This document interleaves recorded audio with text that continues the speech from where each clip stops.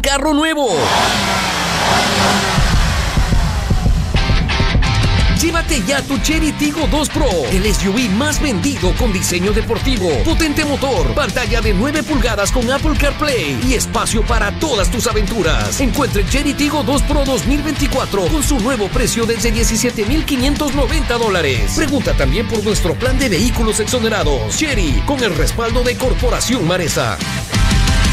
En Seguros Equinoxial durante 50 años hemos admirado cómo la gente se reta día a día para alcanzar sus sueños y metas. Iniciar un emprendimiento, terminar una carrera universitaria, formar un hogar, hacer realidad un gran proyecto. En Seguros Equinoxial sabemos que todos los sueños son alcanzables. Por eso te brindamos respaldo integral para proteger todo lo que te propones. Seguros Equinoxial, 50 años, ve por lo tuyo. ¿No les pasa que cuando se juntan con el grupo de la oficina y hacen vaca para el cumpleaños de un compañero, siempre hay uno o una que se olvida de pagar y es incómodo cobrarles? Para esto, usa Círculos, lo nuevo en tu app Banco Guayaquil. Solo debes crear un círculo en tu app. Cobras solo con el número de tus contactos. Confirma en tiempo real las personas que han pagado y las que no. Ahora, cobrar y pagar ya no es incómodo. Usa Círculos desde tu app Banco Guayaquil. Y si no eres cliente, abre una cuenta online en minutos desde bancoguayaquil.com. Fin de espacio promocional y publicitario. A esta hora, la revista de opinión Democracia presenta Miguel Rivadeneira. Los protagonistas, las entrevistas, la búsqueda de la verdad. Miguel Rivadeneira, en la revista de opinión Democracia.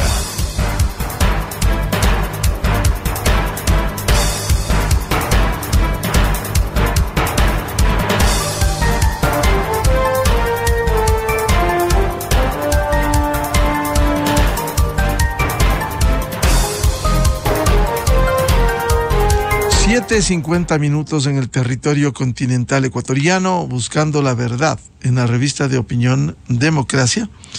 Queremos saludar a nuestras siguientes invitados: la doctora Esperanza Martínez, de Acción Ecológica; el economista Alberto Dajic, ex vicepresidente de la República; y el ingeniero Gustavo Pinto, decano de la Facultad de Geología, Minas y Petróleo de la Universidad Central del Ecuador. El tema que ponemos en análisis se relaciona con la incidencia de la consulta popular sobre el Yasuní, la no explotación en el ITT. Quizás para ubicar, se concreta esta consulta popular casi 10 años después, cuando se solicitó en otras condiciones. En el gobierno autoritario de entonces se planteaba, en defensa del medio ambiente, en defensa de la biodiversidad, principios muy respetables en este sentido, pero el gobierno de entonces negó ese pedido, denostó a los Yasunidos. Recordamos que recogieron más de 730,000 firmas. La Corte Constitucional Cervecera de entonces no dio paso, y al contrario, ese gobierno que se llenaba la boca de la defensa del medio ambiente, lo que hizo es iniciar la explotación petrolera en el Yasuní. Ahora, casi 10 años después, son otras las condiciones. Hubo una enorme inversión, hubo controles para evitar el daño al medio ambiente y a la biodiversidad, y le está generando recursos a la caja fiscal desde la explotación en esta zona de la región amazónica ecuatoriana, en el ITT. Y ahora, otra de las preguntas e interrogantes que se formula: si se va a dejar de explotar en el ITT, si fuera así el pronunciamiento de la mayoría del pueblo ecuatoriano, ¿cuáles son las compensaciones para lograr que no se reduzca los ingresos a la caja fiscal y se incremente el déficit fiscal que tiene el Ecuador? Siempre es importante que haya un financiamiento a todas las acciones que se cumplen. Si no, caso contrario, ¿de dónde salen esos recursos? Con estos antecedentes, quiero dar la bienvenida, doctora Esperanza Martínez, de Acción Ecológica. ¿Cómo afrontar este desafío, el dejar de explotar el petróleo en el Yasuní? Muy buen día. Sí, buenos días y un saludo para usted, para Gustavo, para Alberto Dajic. Realmente es una oportunidad el que podamos dialogar y me parece que es genial que podamos confrontar las distintas visiones. Espero que en igualdad de condiciones y con respeto, porque estamos pensando que hay aquí dos distintas posiciones que vamos a intentar sustentar. La pregunta suya, a mí me parece que debería tener una pregunta previa, y es ¿por qué queremos hacer esta protección? Usted en su introducción nos ha hablado de todo este gran esfuerzo que se hizo para intentar mantener este crudo de este bloque. No estamos hablando de toda la actividad, de toda la zona petrolera, ni siquiera de todo el Yasuní, sino específicamente de este bloque que eran los bosques maduros en el caso del Parque Nacional Yasuní. Y las razones era que habían ya suficientes datos como para saber que era la zona más biodiversa del planeta, era un área protegida, es territorio de pueblos indígenas, y lo más complejo es el territorio que colinda con la zona intangible, en donde viven pueblos en aislamiento voluntario. Es decir, teníamos las razones para evitar que una actividad de tanto impacto ambiental como es la petrolera se asiente en esta zona. Teníamos los argumentos legales, porque las zonas protegidas sirven para la conservación, e iniciamos una campaña totalmente legítima para que todos los ecuatorianos decidamos qué es lo que vamos a hacer ahora el 20 de agosto, esta idea de poder finalmente decidir no solo sobre un candidato, sino sobre un modelo de país. Nuestros argumentos básicamente son que estamos en un declive muy severo petrolero, que ya no es una elección la transición, y que mientras antes hagamos la transición va a ser mucho mejor. La pregunta no solamente es cómo vamos a sustituir esos ingresos, porque aquí vamos a discutir que hay distintos datos sobre esos ingresos, que uno son los datos que da Petroecuador en las instancias oficiales, otros son los datos que nos presentan otros economistas. Es decir, yo diría que se estaría, en muchos casos, queremos discutir eso, sobrevalorando algunos de los ingresos. De todas maneras, creo que es importante, y creo que los candidatos a la presidencia de la República se han pronunciado lentamente, a veces los vicepresidentes, sobre el hecho de que están analizando de qué manera van a sustituir esos ingresos si es que la voluntad ciudadana es dejar ese crudo en el subsuelo, si es que la voluntad ciudadana es iniciar esa transición. Dos cosas me parecen importantes: que hay que tener transparencia sobre realmente qué es lo que se pierde, y ustedes son economistas, yo no, pero en lo que se pierde hay que calcular lo que se ganaba versus lo que se invierte. Que hay que saber qué implican no solo las inversiones en la operación tradicional, sino todo lo que viene acompañado, que normalmente, de hecho ya estoy escuchando que se necesitará una nueva refinería, más inversiones en la refinería de Esmeraldas, y es, por desgracia, este tipo de grandes inversiones las que han encubierto procesos de corrupción gigantescos en este país. Entonces, creo que debemos transparentar esas inversiones y esas ganancias, y debemos también echarle en las cifras qué es lo que perdemos, porque no solo se está perdiendo economía, si es que la operación sigue, se está perdiendo agua, se está perdiendo biodiversidad, se están perdiendo otras oportunidades en el país, entre ellas la gran oportunidad de iniciar con un proceso de transición ya indispensable. Mientras antes sea mejor. Las operaciones petroleras proyectadas, si es que se continuara la operación, van a demandar mucha inversión y, sobre todo, mucho daño ambiental. Estamos pensando que se quiere explotar en el borde mismo del bloque, es decir, los campos del Ispingo, para los que estaban proyectados la perforación de 350 pozos. Eso es lo que perforó Texaco en la zona norte de la Amazonía ecuatoriana, y es un crudo pesado, como alguna vez el ministro dijo, es casi brea, y es un crudo que, al ser pesado, tiene muchos más desechos. Es decir, en la contabilidad debe trabajarse no solo el dinero, sino lo que perdemos con todos estos procesos de contaminación que alguien tiene que resolver en algún momento. Doctora Esperanza Martínez, decíamos la compensación, más allá de la diferencia que les plantearemos a nuestros invitados también, de los montos. Unos hablan 1.300, 1.500, 1.000 millones, otros académicos, como el vicepresidente del Colegio de Economistas de Pichincha, Santiago García, decía alrededor de 300 millones. Cualquiera que este sea el monto, ¿cómo compensar? Porque esto es como en un hogar: si uno deja de recibir ingresos, va a tener que limitar limitar el gasto.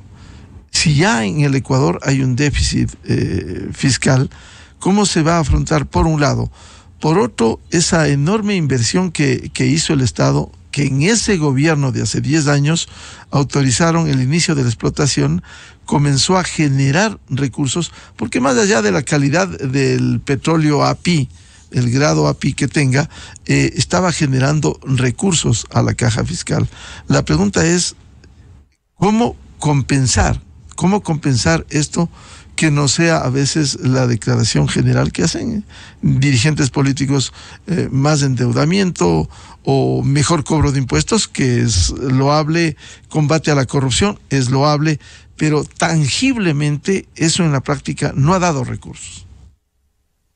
Bueno, yo diría que una buena ama de casa lo primero que hace es evitar seguir con actividades que van a ir acumulando más problemas, porque la pregunta hay que pensarla en el tiempo. Si nosotros continuamos con la operación, va a ser mucho más costoso el cierre. Si nosotros continuamos con la operación, el daño ambiental va a ser mucho mayor y entonces eso en algún momento nos pasa factura. De hecho, si estamos pensando en el cambio climático y en las secuelas que tienen estas operaciones extractivas, vamos a mirar que ya no solamente se trata de compensar lo que pasa aquí, ahora se trata de enfrentar los grandes desastres que se nos van acumulando en el planeta, y entonces estos cambios, estas transiciones son fundamentales.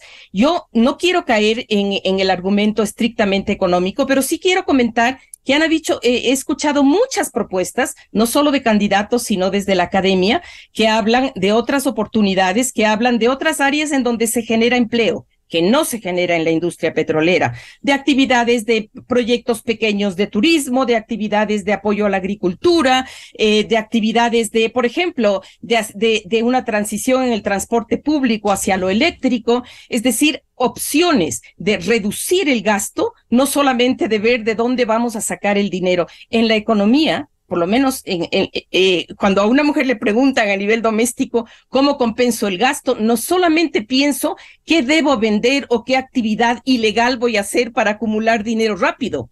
Pienso cómo reduzco realmente aquellas fugas de dinero que están habiendo y cómo logro resolver los problemas reales que tenemos, que son educación, que son salud, que son trabajo. No todo se resuelve sosteniendo estas actividades que, por cierto, quiero insistir, son actividades que no son legítimas, que no son legales, que están operando en donde no deben y que están aupando proyectos aún más ilegales como son los temas de corrupción. He escuchado, por ejemplo, algunas opciones de proceder a recuperaciones mejoradas en otras zonas petroleras. Me molesta un poco pensar que en esas otras zonas petroleras se incentive más la extracción sin antes resolver los problemas ambientales que ya tienen en estas zonas. Pensemos que en las zonas donde ya hay operación petrolera tenemos problemas de cáncer, tenemos acumulación de desechos, es decir, tenemos que empezar a transparentar la cuenta de lo que se pierde y de lo que se gana con la variable ambiental adentro, con la variable de los derechos humanos, de los derechos colectivos y de los derechos a optar por otras formas de desarrollo.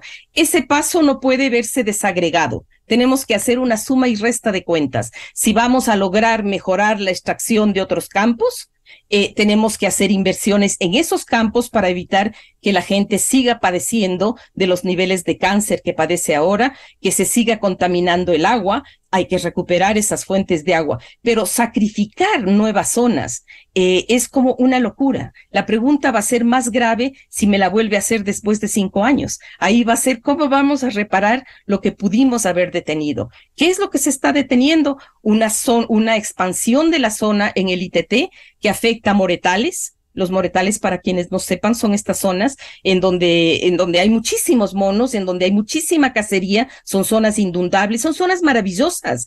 No podemos en la contabilidad solamente plantear que vamos a dejar de ganar dinero, vamos a salvar a los delfines rosados, vamos a recuperar la selva. Es una inversión maravillosa el decirle sí a la consulta de Yasuní, porque vamos a salvar la biodiversidad y vamos a iniciar ese proceso de transición tan esperado en el planeta entero. Bienvenido al ingeniero Gustavo Pinto, decano de la Facultad de Geología, Minas, Petróleo y Ambiente de la Universidad Central. A ver, desde la experiencia, desde la academia, ¿cómo ve la incidencia de la consulta popular que será definida en las urnas junto con las elecciones el 20 de agosto próximo? Buen día. Muy buenos días, gracias por la invitación. Saludos a Esperanza, los tiempos que compartimos, a Alberto Baig y a quienes nos acompañan y nos escuchan.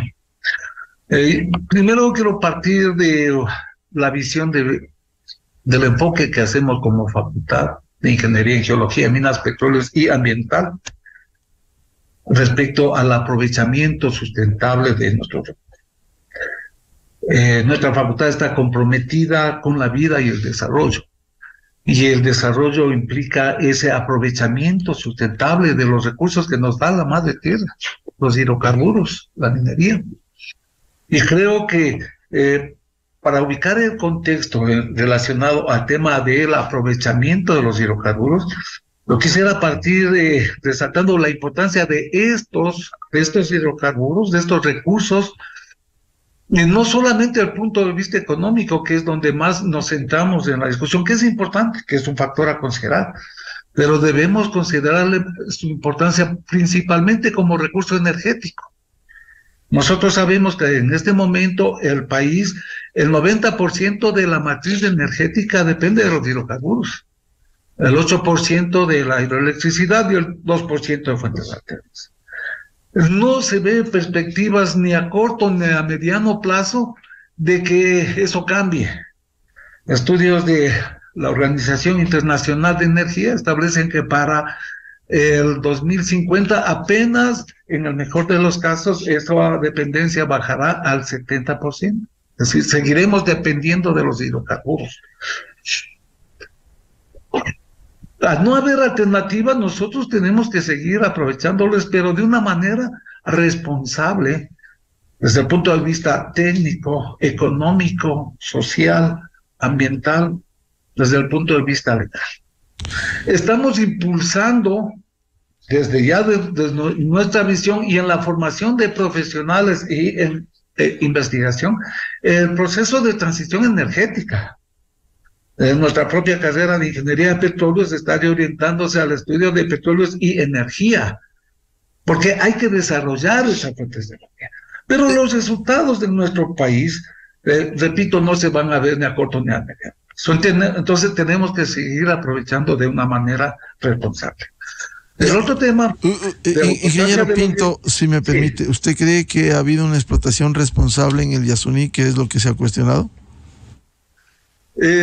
Bueno, en el Yasuní, que es un área, un parque que ubica, que tiene alrededor de 1 millón de hectáreas, el área ocupada por la actividad petrolera llega a 80 hectáreas, es decir, al 0.01%. Y la actividad petrolera, como toda actividad humana, tiene implicaciones ambientales. Lo que nosotros hacemos en nuestras casas, desde ahí generamos esos impactos. Pero creemos que sí se han desarrollado y se han utilizado las nuevas tecnologías que han impedido, han tratado primero de minimizar los impactos, primero de evitarlos en los que ha sido posible, segundo de minimizarlos y tercero de rehabilitar las que han sido. O sea, no podemos seguir con un discurso de la década de los 70, de los 80, donde realmente la explotación petrolera fue sin consideraciones ambientales. Lógicamente no había normas ambientales, pero eso no justifica. Hoy la normativa es muy rigurosa y las empresas, en este caso nuestra empresa Petroecuador, creo que ha sabido impulsar un proyecto, un sistema de gestión ambiental que minimiza esos impactos. El desarrollo y el uso de nuevas tecnologías, tanto para los procesos de perforación, para los procesos de producción, de transporte, han minimizado en muchos los impactos. Lo que hace 10 años se argumentaba a presentar esta demanda, creo que deberíamos evaluar las razones y los impactos que realmente se han causado. No podemos seguir hablando de que se vierte el agua en los ríos. Hay sistemas de tratamiento que tiene que hacerlo y que se lo hacen, se han implementado no solamente en el bloque ITT, en el bloque 43, sino en general en todas las actividades productivas. Entonces, sí es importante también que pasemos al uso de tecnologías adicionales, que invirtamos en tecnologías adicionales que nos permitan, por ejemplo, controlar la producción de agua, del agua de formación. O sea, tratar de recuperar mayor cantidad de petróleo del yacimiento en lugar de los altos porcentajes de agua que existen, que se están produciendo. Bien. Si hay tecnologías para eso, hay que invertir, pero hay que hacerlo a través de nuestra empresa estatal. Claro, y uno de los problemas que ha tenido es la falta de recursos precisamente para eso. Quiero dar la bienvenida al economista Alberto Dajic, ex vicepresidente de la República. ¿Cómo ve la consulta popular sobre el Yasuní? Hemos leído su columna en Diario El Universo y sería bueno que lo desarrolle frente a esta realidad que tiene que pronunciarse el pueblo ecuatoriano el 20 de agosto próximo. Buen día. Por favor, el micrófono. Buenos días, Miguel. Buenos días a toda la gran audiencia de Radio Democracia, a Esperanza. Un gusto compartir con ella, a Gustavo. Y yo creo que el problema que tenemos en el Ecuador, lo repito, es que el Ecuador no entiende sus problemas, ¿no? Desde mi punto de vista, el cuidado de la naturaleza, ya lo dijo el Papa Benedicto XVI, que destruir la naturaleza es una grave falta moral. Y el Papa Francisco ha insistido en esto. Pero aquí de lo que se trata es algo que mencionó Gustavo, sostenibilidad. Yo entiendo que, y conozco muchas personas que centran la acción de su vida en el tema ecológico, y está bien, para prender una luz, para ilustrar, pero yo no he visto, por ejemplo, fotos que demuestren o pruebas que demuestren gran desperdicio de agua, porque Gustavo me corregirá, se reinyecta con las tecnologías que se están usando en el Yasuní. ¿Qué área del Yasuní, Miguel y oyentes, está afectada? Menos del 1 por mil. Es decir, yo tengo una casa de 1000 habitaciones. Una tiene... Yo digo que la casa se está destruyendo. Me parece una exageración. Cifras para Esperanza especialmente. Hay un gravísimo error en el país: centrarse única y exclusivamente en las cifras fiscales. Pero es que el dejar de producir petróleo en el Yasuní tiene dos impactos. El uno fiscal, de 300 a 400 millones en el presupuesto, que no es pelo de rana. Y el otro en la balanza de pagos, porque el país deja de recibir esos dólares que pasan a estar en el Banco Central y que permiten importar, permiten servir deuda, permiten traer maquinaria y equipos. Y la gente no está hablando, Miguel, de eso. Y eso es mucho más de 300 millones de dólares. Hay un doble impacto. Entonces es debilitar la dolarización. Pero dentro de esta falta de la visión general, yo pregunto si los yasunidos o las personas que defienden la naturaleza han hecho una radical campaña para eliminar el subsidio a los combustibles, que es el gran factor de aumento de consumo y de contaminación. Destrozan Quito y van días después a Madrid a marchar por la naturaleza, y destrozan Quito para que no suban los combustibles, y van a marchar para evitar el calentamiento global.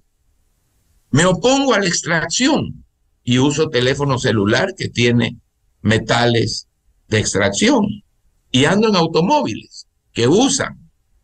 Yo debería andar en burro, en bicicleta, a pie, para tener coherencia. No somos sustentables, como decía Gustavo, sin estas cosas. Lo que hay que hacer es producirlas en una forma técnica para no ofender la naturaleza, y hoy es posible. Si ustedes ven una mina canadiense y una mina china, se van a dar cuenta la gran diferencia de cuidado de la naturaleza. Ahí está la clave. Ahí está la clave. Cómo producir sustentablemente. Ahora vamos al problema ya global del país. Que no, que hay bonos verdes.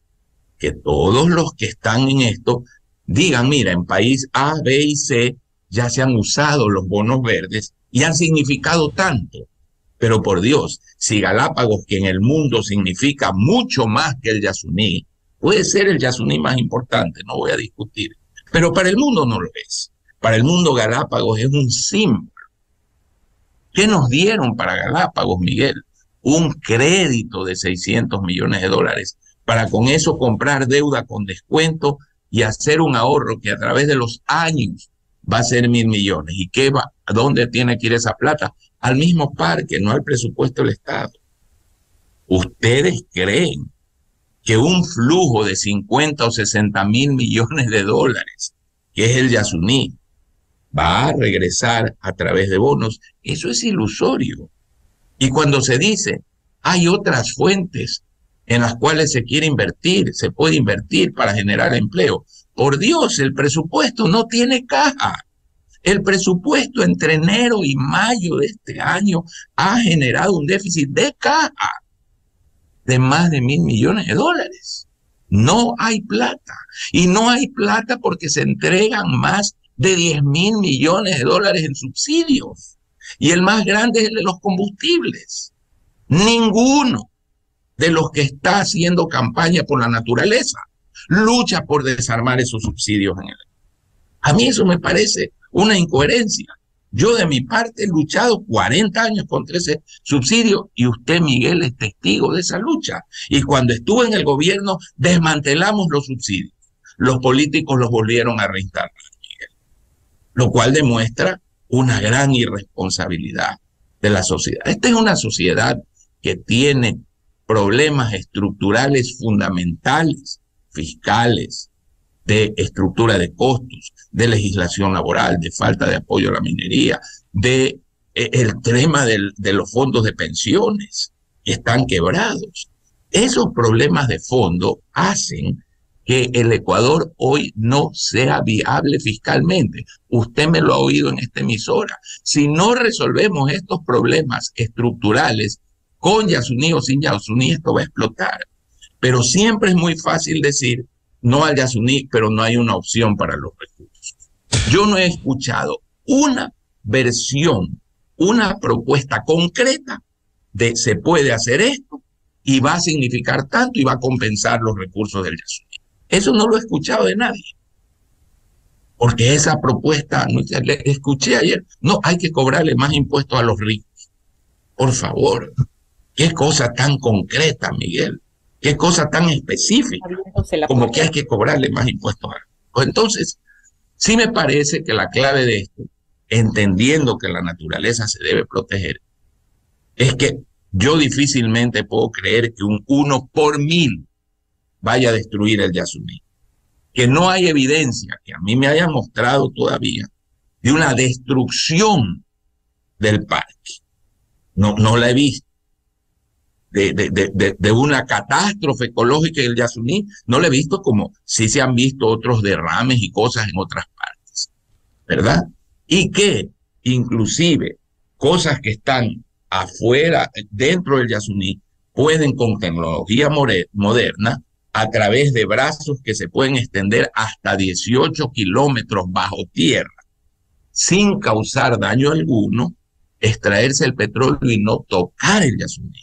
Sale por otro lado. Y en un país de la pobreza del Ecuador y la necesidad de recursos, si uno puede hacer algo sustentable, protegiendo la naturaleza, a mí me parece el sano equilibrio. Opciones para compensar esos recursos no hay. Eso no es cierto. No las he visto por lo menos, ¿verdad? Y no olvidemos que aquí son dos impactos. El uno es fiscal, pero el otro es en la balanza de pagos.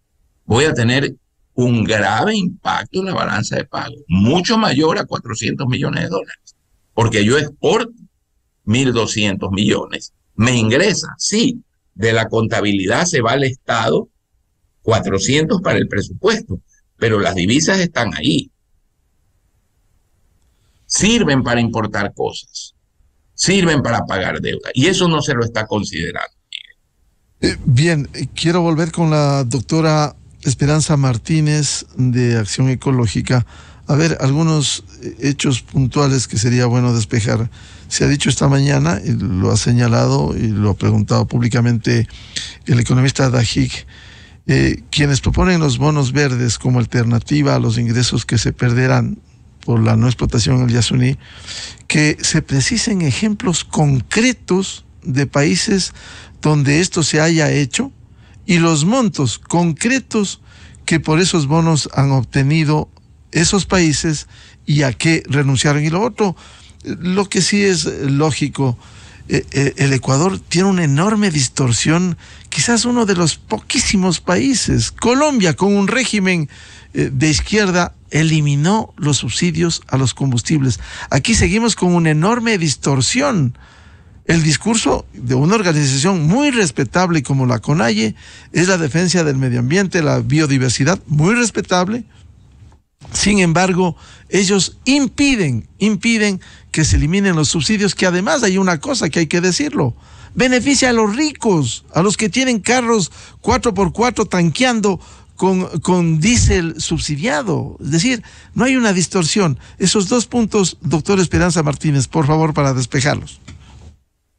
Bueno, sí, muchas gracias. Voy a empezar por este último, Miguel, porque yo tengo una crítica feroz a los subsidios, pero quiero aclarar quién es el que se beneficia de más subsidios, porque en genérico sí es verdad que son las élites y los grupos altos, pero aún más es la propia industria petrolera.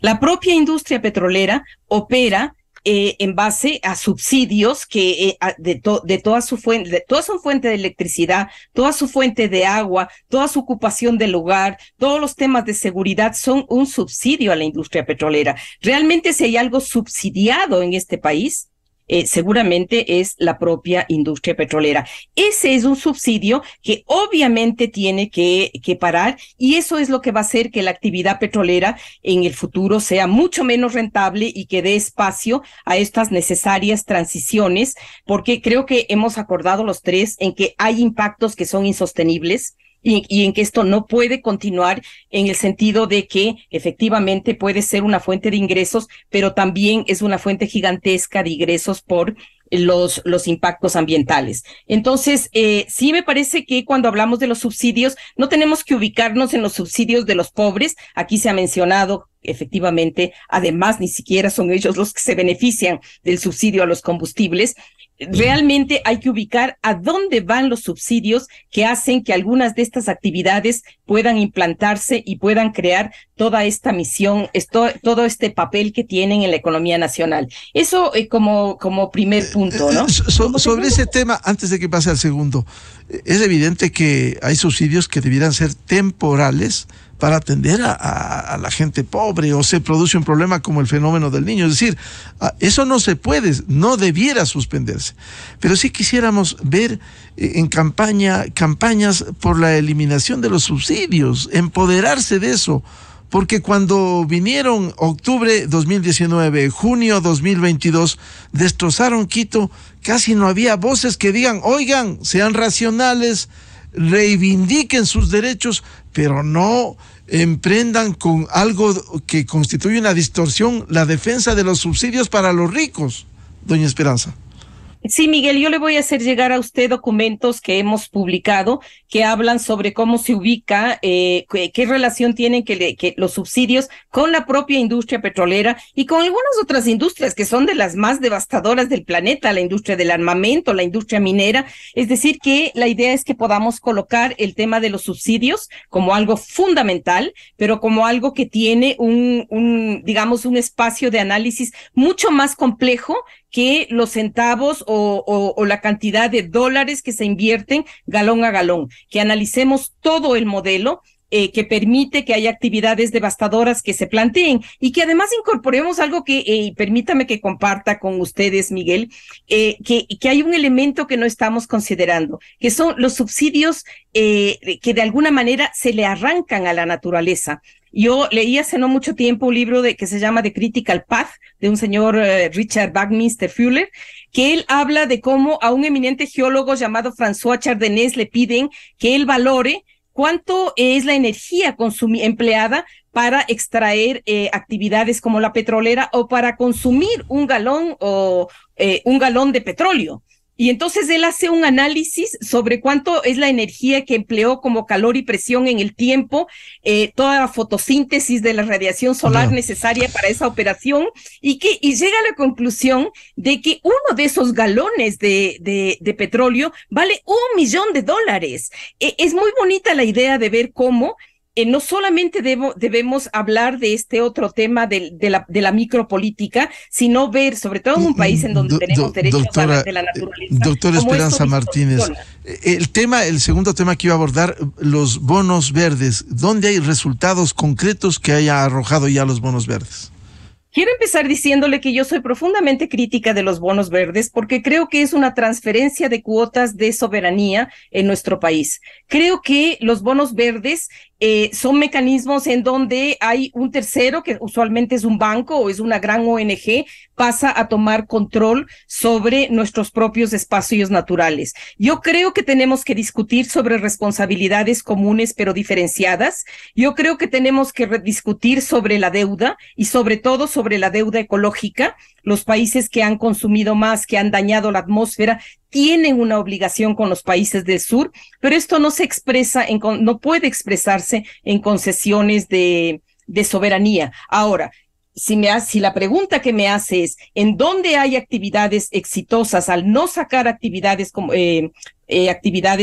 la extractiva, digamos? Sí le digo que hay muchos países que han tenido éxito, que de hecho están mejor que el Ecuador, que han optado por no extraer crudo. Un ejemplo es Costa Rica, otro ejemplo puede ser Uruguay. Estoy usando países del sur del mundo, que ya tenemos como una condena ahí histórica, ¿no es cierto? Probablemente me van a decir, pero hay países que tienen unos excelentes niveles como Noruega y sí sacan petróleo. Pero Noruega empezó a sacar petróleo cuando ya era desarrollado, no había sido colonizado, no tenía distorsiones económicas. Entonces, yo más bien invitaría que la reflexión no se ubique en los bonos, sino se ubique en las ventajas que han tenido los países que no cayeron atrapados en esta que se llama la maldición de la abundancia por tener recursos naturales, que pensemos qué país con actividades petroleras está bien. Pensemos en Nigeria, pensemos en todos los países. Tal vez Venezuela es uno de los mejores ejemplos de cómo son estas actividades desastrosas desde el punto de vista económico, político y obviamente ambiental. Bien, paso con el ingeniero Gustavo Pinto. Ingeniero Pinto, ¿cómo enfrentar esta situación entre la defensa del medio ambiente y la biodiversidad y esta explotación petrolera en estas condiciones que ha generado recursos a fin de dar un equilibrio? ¿Será posible llegar al mediano plazo con éxito en los planteamientos que reivindican la defensa del medio ambiente? Y otro, que no haya alternativas frente a grandes distorsiones como la eliminación de los subsidios de los combustibles, que no se ha concretado, y hay un discurso emblemático en el Ecuador de resistirse a eso. Bueno, yo quiero volver a repetir cuál es nuestra visión común.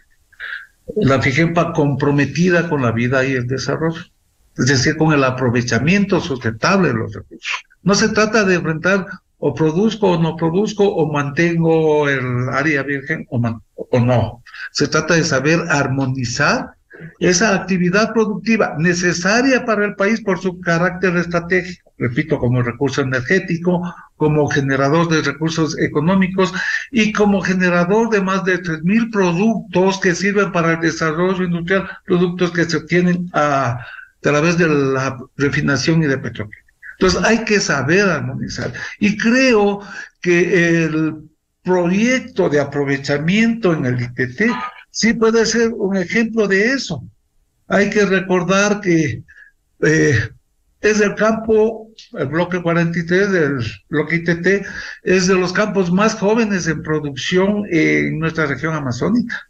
Y desde el comienzo de su etapa ya se implementaron modelos, sistemas de gestión ambiental.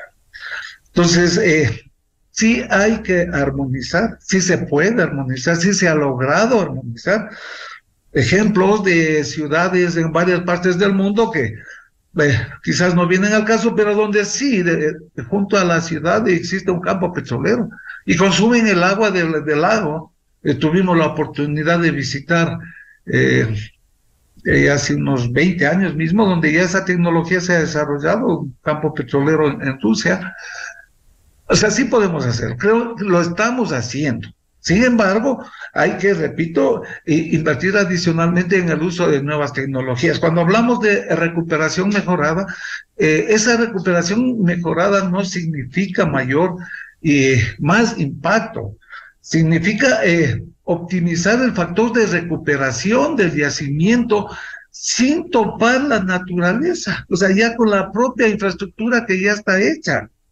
Ahí no vamos a ampliar, repito, que también hay que resaltar, apenas el 0.01% del área del Parque Nacional Yasuní, apenas 80 hectáreas están siendo ocupadas por la infraestructura petrolera. Entonces, no, el desarrollo de esas nuevas tecnologías, la recuperación mejorada, que es trabajar en el yacimiento, trabajar sobre las propiedades de los fluidos, trabajar sobre las propiedades de las rocas, de manera que podamos recuperar más, no significa impacto ambiental adicional. Entonces, si hay el uso, la necesidad de invertir en nuevas tecnologías. Se hablaba hace un rato de que Petroecuador le faltan recursos. Claro, ahí viene una parte de la política que debe implementar el gobierno. Fortalecer a nuestra empresa estatal, darle los recursos, darle la autonomía administrativa, financiera. Yo soy el que produzco el principal recurso y sin embargo que tengo que estar a la cola en el Ministerio de Finanzas para que me den alguna cosita.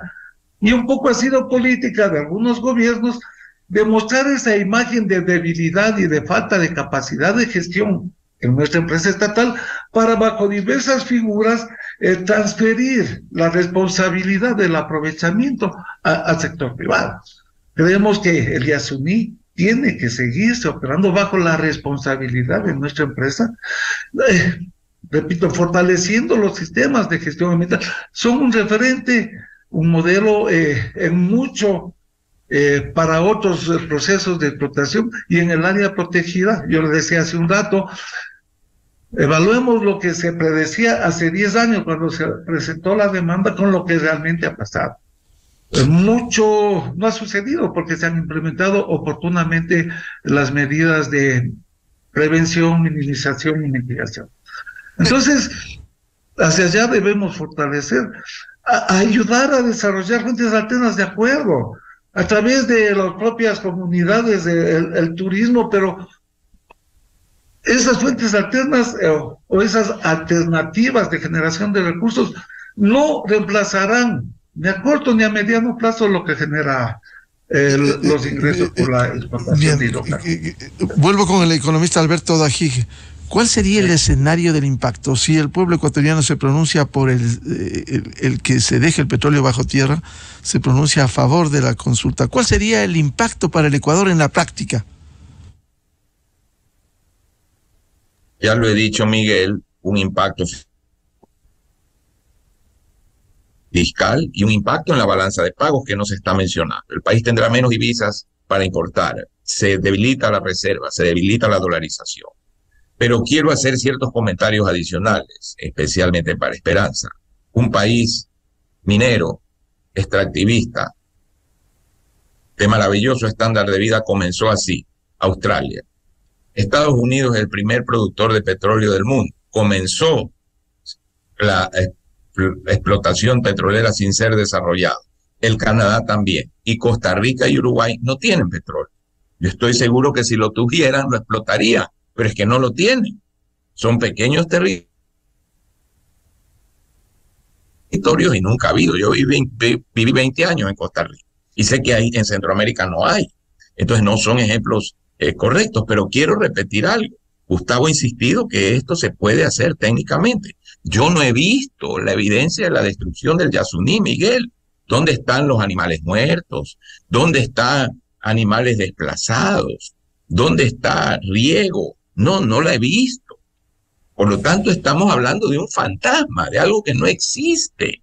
Ahora, si usted me dice que la tercera parte del parque ha sido desbaratada, y aquí está este derrame, que, bueno, entendemos, pero no vamos a causar este tremendo impacto a la economía ecuatoriana por algo que no ha sucedido ni está sucediendo. Esto es lo más grave. Y no se ha dicho el terrible impacto para un país que, existiendo contratos, viene la gente y dice, no, si mañana entonces los ecologistas dicen que la actividad camaronera daña el estuario y se hace una consulta popular y adiós camarón, ¿qué hacemos?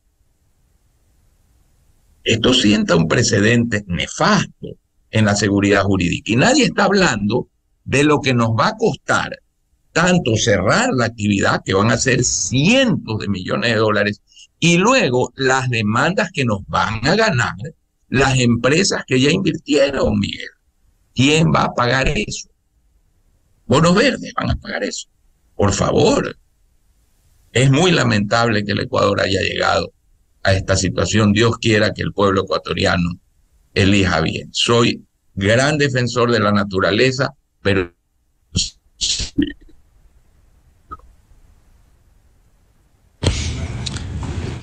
Bien, vamos a seguir fomentando estos debates, la opinión diversa y libre en la revista de Opinión Democracia, que demostramos, más allá de las diferencias respetables todas en democracia, sobre un tema complejo, difícil, hay que decirlo, la consulta popular sobre la no explotación en el Yasuní. Quiero agradecer a Esperanza Martínez de Acción Ecológica, al presidente del Colegio de la Facultad de Geología, Minas, Petróleo y Ambiente de la Universidad Central, ingeniero Gustavo Pinto, y al ex vicepresidente de la República, economista Alberto Dajig.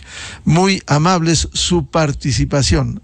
Los miles de oyentes y seguidores sabrán juzgar estas opiniones respetables todas, por cierto. Muy buen día. 8:36 en el territorio continental ecuatoriano, buscando la verdad en la revista de Opinión Democracia. Vamos a dar una pausa publicitaria y ya volvemos con el presidente de Justicia Vial, Guillermo Abad, para hablar sobre los niveles de siniestralidad que existen en las carreteras del país y de manera especial en Quito y Pichincha.